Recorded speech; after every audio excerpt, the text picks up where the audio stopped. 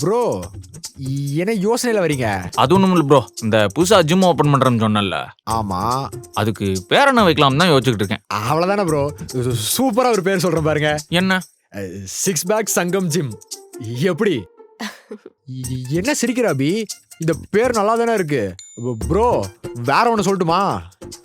Bulk boys சங்கம். அட போங்க ப்ரோ. உங்ககிட்ட சீரியஸா பேரை கேட்டா சிக்ஸ் பேக் சங்கம், பல்க் பாய்ஸ்னு காமெடி பண்ணிக்கிட்டு. சிம்பிள்னா டேவிட் ஃபிட்னஸ்னு உங்க பேரை வைக்க வேண்டியதானே? அது சரியா இருக்காதுல்ல. எனக்கு அந்த சிக்ஸ் பேக் சங்கம் நேம் தான்ப்பா பிடிச்சிருக்கு. நான் ஆல்ரெடி வேற ஒரு நேம் ஒன்று யோசிச்சு வச்சுட்டு இருக்கேன். அது என்ன? உன் பேர் தான். ஆ. ஆமா பி, இதுதான் சரியா இருக்கும்னு எனக்கு தோணுது. உங்க காதலுக்காக தான் ஆல்ரெடி பேரை செலக்ட் பண்ணிட்டீங்கல்ல, அப்புறம் ஏன் என்கிட்ட கேட்டீங்க? நீங்க இந்த மாதிரிலாம் பேர் சொல்லுவீங்கன்னு தெரிஞ்சிருந்தா கேட்டிருக்கவே மாட்டேன்.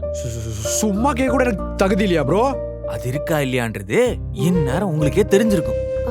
உண்மையாவே என் பேர் தான் வச்சிருக்கீங்களா? பப்ளிசிட்டி டிசைனுக்கே கொடுத்துட்டு வந்துட்டேன்.